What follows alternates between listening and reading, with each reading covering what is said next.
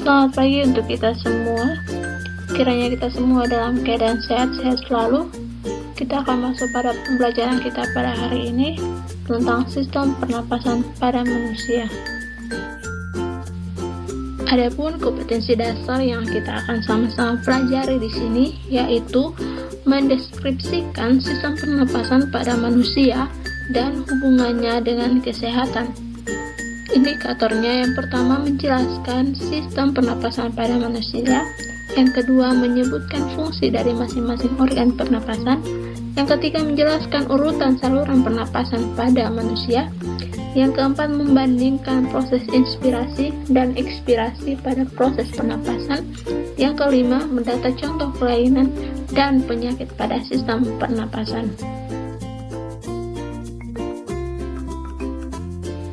Selanjutnya, tujuan pembelajaran yang akan kita capai yang pertama, diharapkan peserta didik mampu mengidentifikasi organ penyusun sistem pernapasan pada manusia. Yang kedua, menyebutkan fungsi dari masing-masing organ pernapasan. Yang ketiga, menjelaskan urutan saluran pernapasan pada manusia. Yang keempat, membandingkan proses inspirasi dan ekspirasi pada proses pernapasan manusia. Yang kelima, mendata contoh kelainan dan penyakit pada sistem pernapasan manusia. Baik, kita akan masuk pada pengertiannya. Pernapasan merupakan proses pengambilan O2 dari lingkungan luar ke dalam tubuh dan melepaskan CO2 dari dalam tubuh ke lingkungan. Selanjutnya ada alat-alat pernapasan pada manusia. Organ pernapasan manusia yang pertama adalah rongga hidung. Hidung terdiri dari lubang hidung dan rongga hidung. Di dalam rongga hidung terdapat bulu hidung dan selaput lendir. Bulu hidung berfungsi menyaring udara agar kotoran tidak masuk ke dalam saluran pernapasan.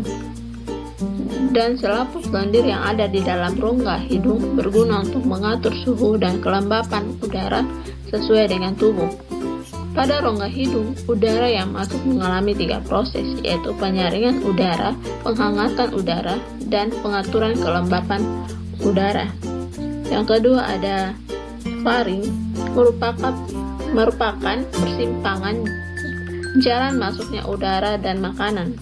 Faring merupakan persimpangan antara rongga mulut ke kerongkongan dengan hidung ke kerongkongan. Selain itu, faring juga berfungsi sebagai ruang getar untuk menghasilkan suara.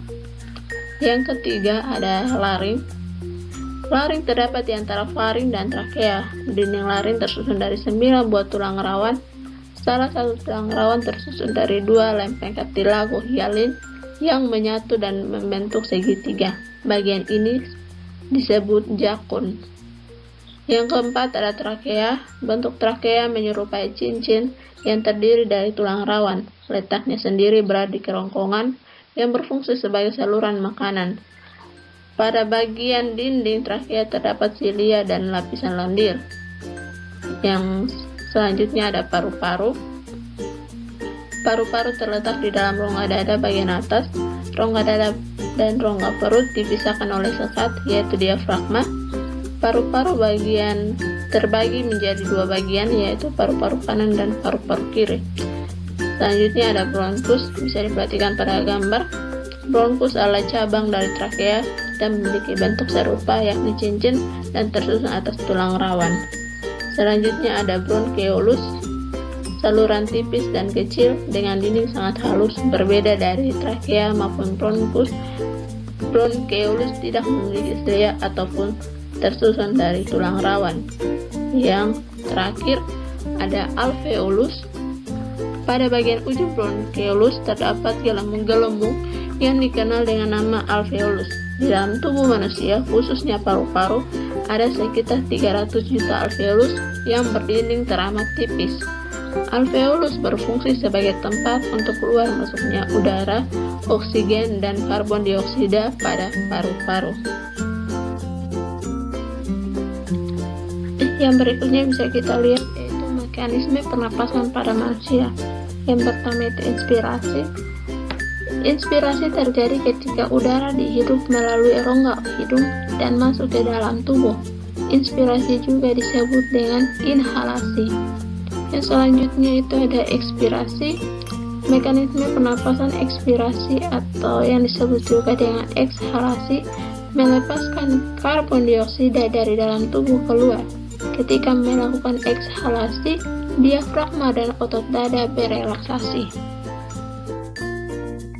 Selanjutnya ada gangguan pada sistem respirasi. Sistem pernapasan pada manusia terdiri atas beberapa organ yang mengalami gangguan. Gangguan ini biasanya berupa kelainan atau penyakit.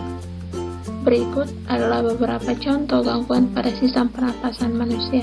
Yang pertama itu ada emfisema, merupakan penyakit pada paru-paru, asma, tuberkulosis atau TBC, influenza atau flu, kanker paru-paru.